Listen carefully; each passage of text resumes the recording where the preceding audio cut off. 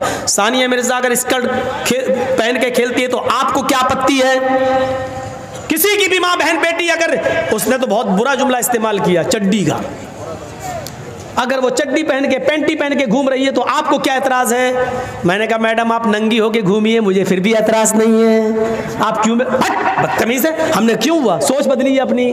हमसे बार बार कह रही सोच बदलो, अपनी सोच बदलो।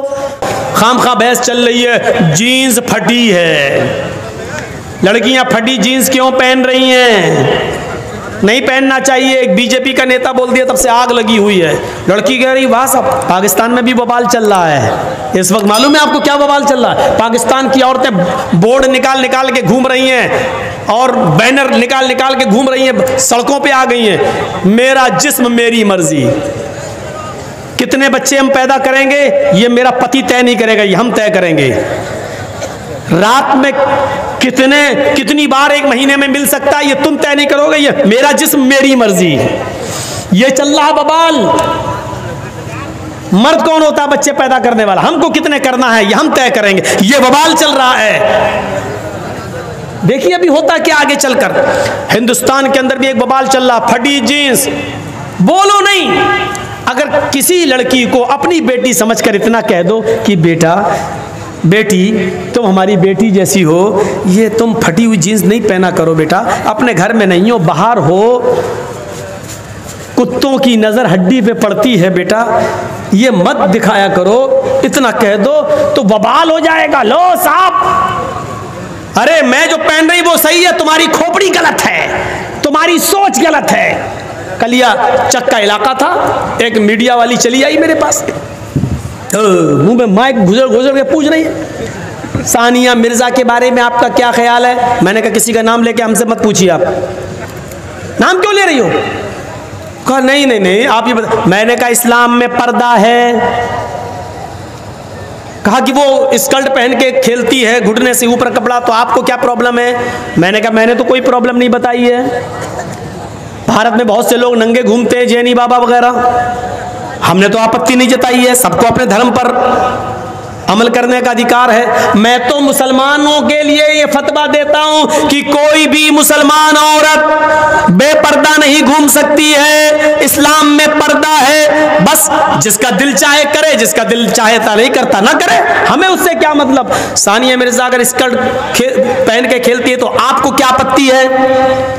किसी की भी माँ बहन बेटी अगर, उसने तो बहुत बुरा जुमला इस्तेमाल किया चड्डी का, अगर वो चड्डी पहन के पैंटी पहन के घूम रही है तो आपको क्या एतराज है? मैंने कहा मैडम आप नंगी होके घूमिए, मुझे फिर भी एतराज नहीं है। आप क्यों बदतमीज है? हमने क्यों हुआ? सोच बदली है अपनी।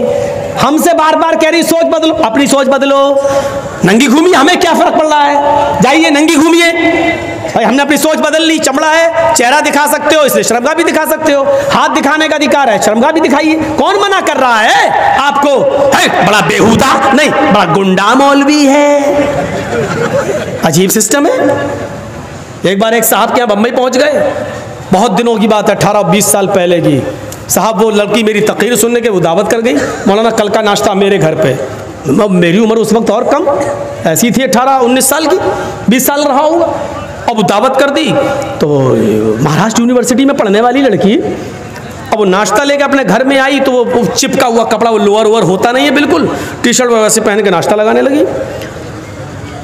मेरे साथ एक बहुत बड़े मौलाना भी थे, नाम नहीं बताऊंगा। जैसी नाश्ता करके रखी, मैंने कहा सिस्टर सुनिए, थोड़ा सा आप कपड़े अगर चेंज कर लेती तो अच्छा होता। वो बूढ़े मौलाना थे वो हमारे बगल में, उनकी भी नाश्ते की दावत थी, तो वो तो कुछ नहीं बोले। लड़की कहती है ऐसे, व्हाट इज प्रॉब्लम?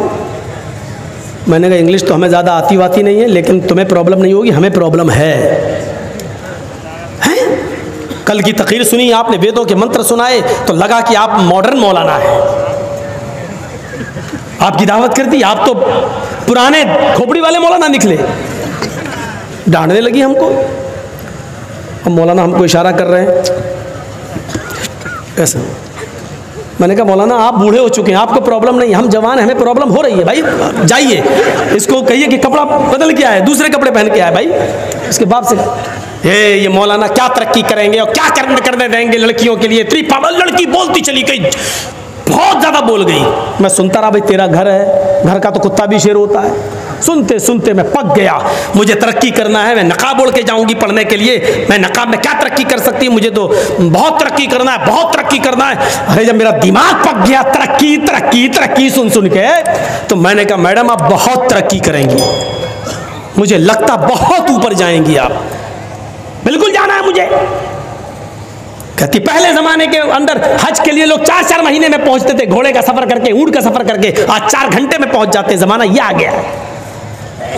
मैंने कहा आप भी बहुत तेज रफ्तार से चलेंगी मैडम, ये मेरा वादा है, बिल्कुल मुझे चलना है।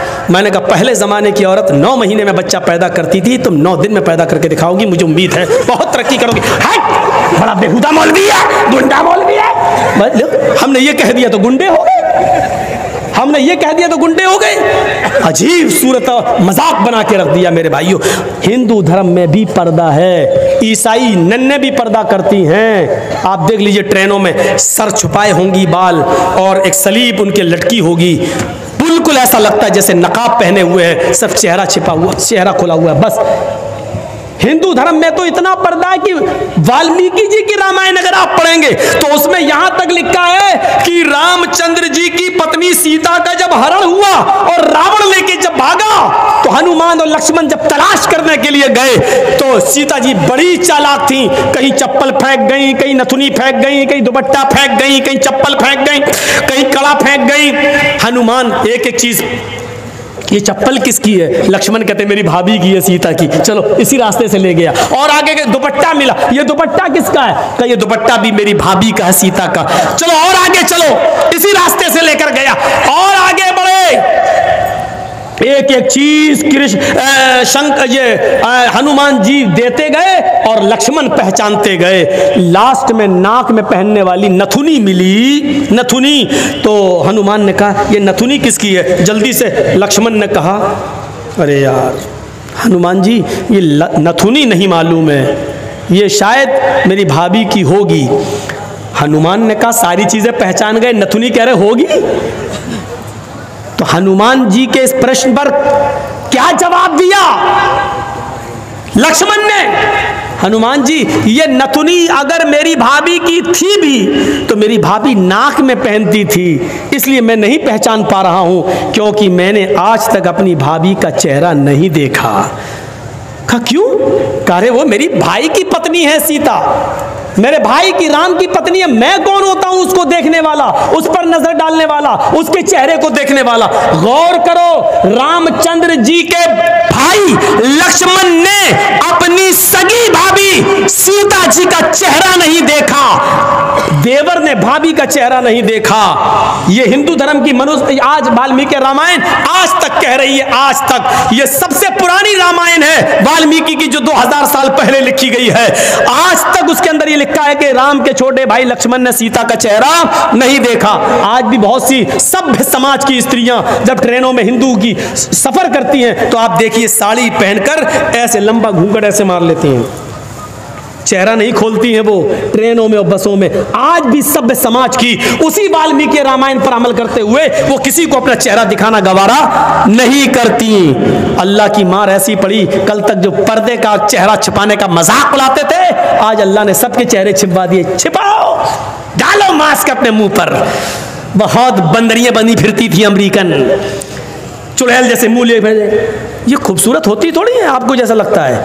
अगर बारिश हो जाए ना सड़क पर बाजारों में तो इनका सारा क्रीम और पाउडर धुल जाएगा, इनकी औलाद इनको नहीं पहचान पाएगी कि मेरी अम्मा कहाँ गई। आप जिनके पीछा कर रहे हैं ये तो लिपस्टिक और क्रीम और पाउडर से लगती है 60 साल। आपको यकीन बता, मेरे इलाके का वाकया बता रहा हूं मैं आपको।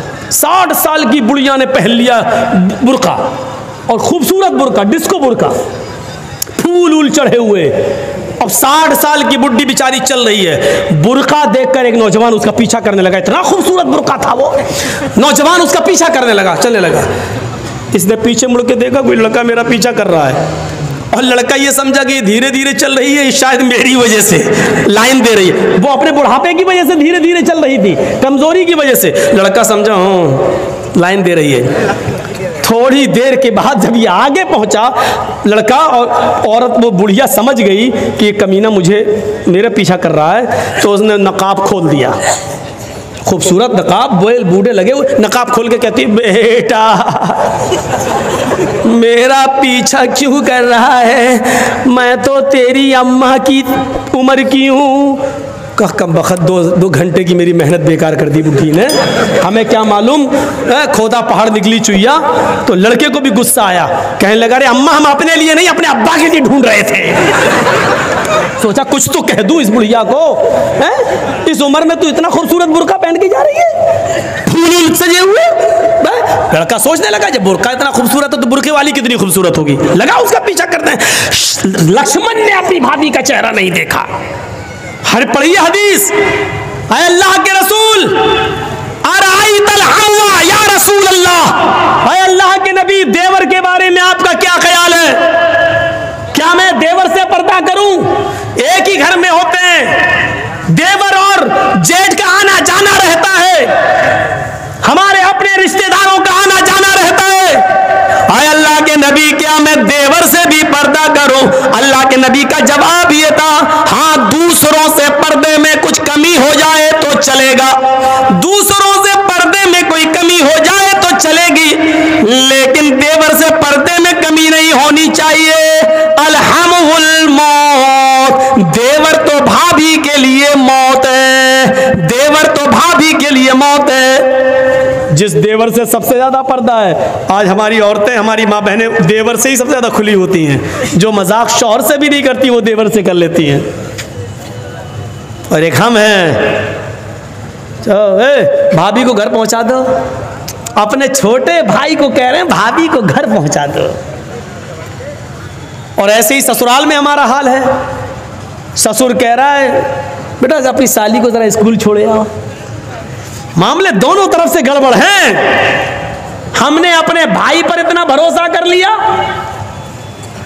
सऊदी अरब का वाकया सुने हो ना, जद्दा वाला, एक औरत बेचारी दर्द से कराह रही थी, दर्द से, और जद्दा के टैक्सी ड्राइवर बेचारा, उसको कोई कस्टमर नहीं मिला तो वो रुमाल मुंह पे डाल के लेटा हुआ था। जल्दी से औरत आई उसके पास, देखिए मुझे दर्द ज़े हो रहा है, बच्चे की पैदाइश की तकलीफ, जरा कोई करीब के हॉस्पिटल में लेके चलो, मुझे जल्दी से इलाज के लिए जाना है। ड्राइवर ने देखा, टैक्सी ड्राइवर ने, उसने कहा भाई औरत परेशान है, पेट बड़ा, उसने जल्दी से टैक्सी खोली, आओ बहन बैठो, उसने जल्दी से बिठाया और चल दिया। जद्दा के हॉस्पिटल में लेके पहुंचा और उसमें एंट्री होती है, तुम लेके आए हो? हाँ,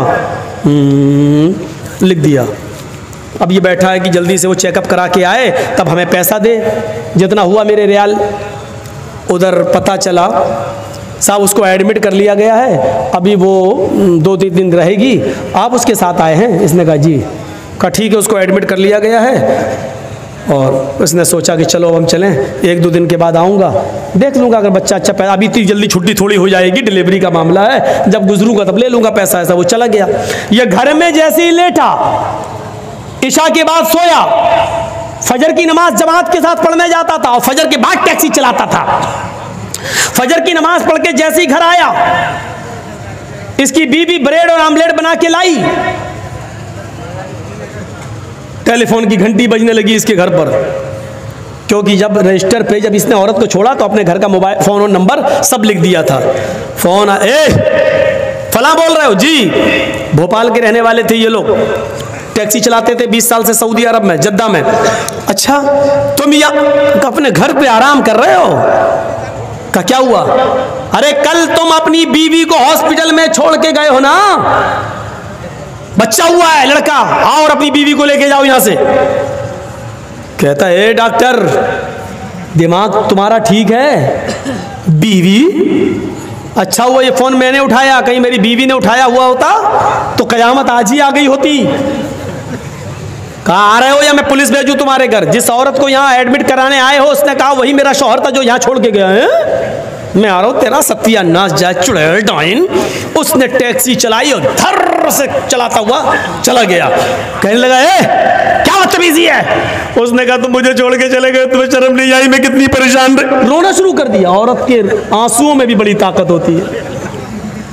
वो कहने लगा ये क्या बदतमीजी है? डॉक्टर साहब ये मेरी बीवी नहीं है। डॉक्टर साहब नोक झोंक तो सब घरों में हो जाती है, थोड़ी सी लड़ाई हो गई, हमें यहाँ छोड़ के चला गया।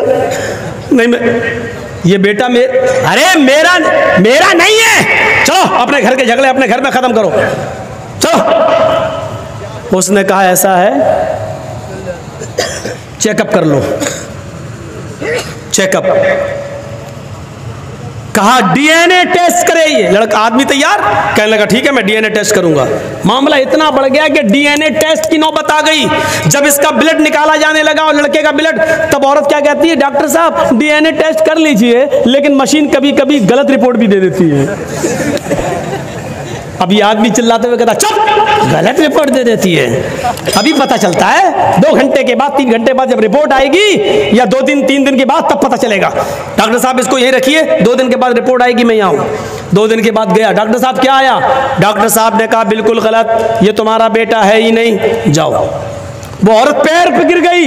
डॉक्टर साहब मैंने कहा था ना कि मशीन की रिपोर्ट कभी कभी गलत आ सकती है। आई, अल्लाह की कसम यही मेरा पति है, यही मेरा हस्बैंड है, यही मेरा आदमी है।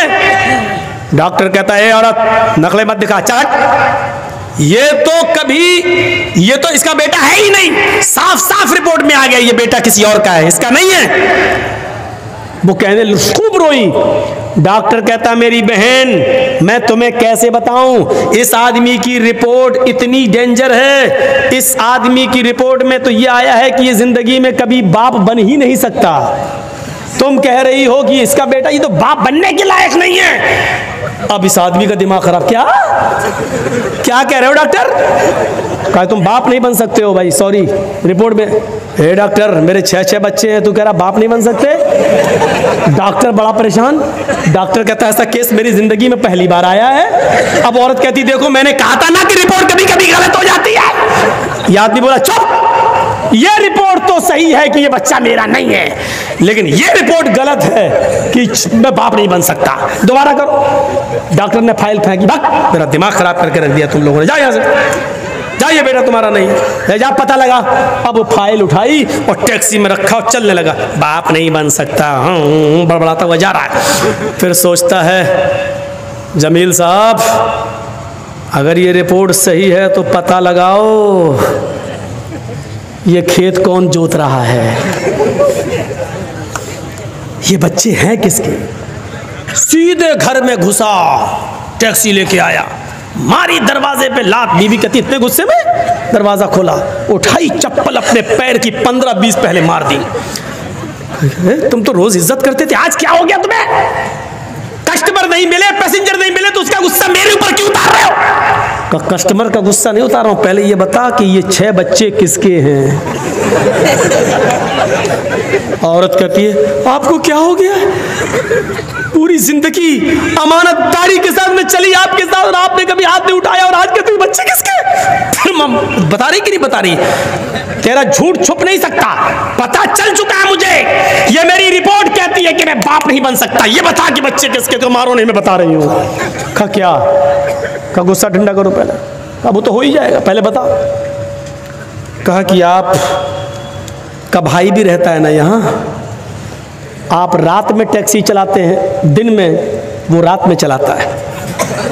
मतलब आप जब दिन में टैक्सी चलाते हैं तो वो रात में टैक्सी चलाकर घर में आ जाता है, फिर वो दिन भर घर में रहता है। और जब आप रात में घर पे आते हैं सोने के लिए तो वो रात में टैक्सी चलाने के लिए चला जाता है। आपकी ड्यूटी दिन की है, उसकी रात की है। मेरे शौहर गुस्सा मत होइए, ये बच्चे उसी के हैं, क्योंकि मुझे उम्मीद थी कि तुम बाप नहीं बन पाओगे। कहा कि भी यहाँ तेरा क्या, यहाँ तो सीधे गर्दन कटेगी तेरी, कत्ल। उसने उसी वक्त टिकट बनवाए और वापस भोपाल में आया और अपनी बीवी को तलाक दिया। और इद्दत गुजारने के बाद कहा छोटे भाई से, जब छोटे भाई ने ही मेरी पेट में छुरी भोंक दी और जब बच्चे ही तुम्हारे हैं तो बेहतर यह है कि तुम ही इस औरत को अपने निकाह में रखो, मैंने इसको तलाक दे दी है। बड़े भाई की बीवी को कौन संभाल रहा था? छोटा भाई, देवर। अब ईमानदारी के साथ बताओ ये हदीस कैसी लग रही है? अरअयतल हम्व या रसूलल्लाह, अल्लाह के रसूल क्या देवर से भी पर्दा करूं? अल्लाह के नबी ने कहा हम्वुल मौत, देवर तो मौत है भाभी के लिए। औरों से थोड़ी बहुत पर्दे में कमी हो जाए तो चलेगी, लेकिन देवर तो हर वक्त वहीं रहता, आना जाना। देवर भाभी के लिए मौत है। बंगाल वालों सुन लो, ये चंद मदरसे जो चल रहे हैं, आज इनकी बरकत है कि औरतें कुछ बंगाल की सरजमीन पर नकाब और बुर्का और के पर्दे के साथ दिखाई देती हैं, वरना मैं 20 साल पहले जब आया था तो बुर्का नाम की चीज दूर दूर तक नजर नहीं आती थी। 20 साल पहले जब आता था, एक साथ मर्द और औरतें तालाब में नहाते थे। गुसलखाने ऐसे बने हुए नहीं थे, मौलाना जर्जिस को भी तालाब में नहाना पड़ता था। वो दिन हमने भी देखे हैं बंगाल की सरजमीन पर, और कलियाचक के इलाके में कमौली साहब गुसलखाना बाथरूम नहीं बना, चले कहाँ नहाए, हम लोग तो तालाब में नहाते हैं, हम लोग भी नहा रहे हैं। हमारे लिए इतना होता था कि उस कोने पे तुम नहा लो, इस कोने पे औरतें नहा रही। ये चंद मदरसों की बरकतें हैं आज जो थोड़ा बहुत पर्दा दिखाई दे रहा है, लेकिन मजीद अभी पर्दे की जरूरत है, मजीद पर्दे की जरूरत है। हजरत फातिमा जैसा पर्दा के इंतकाल के वक्त अपने शौहर से कह रही हैं, अली जब मेरा इंतकाल हो जाए तो मुझे दिन के उजाले में नहीं, रात की तारीकी में और रात के अंधेरे में दफन करने के लिए ले जाना। पूछा, फातिमा ऐसा क्यों कह रही हो? कहा, अली मैं नहीं चाहती हूं कि जब मेरा जनाजा निकले तो दिन के उजाले में निकले और मेरे कफन पर गैर मर्द की नजर पड़े। मैं चाहती हूं कि मेरा जनाजा रात के अंधेरे में निकले और मेरे मुर्दा जिस्म पर पड़े हुए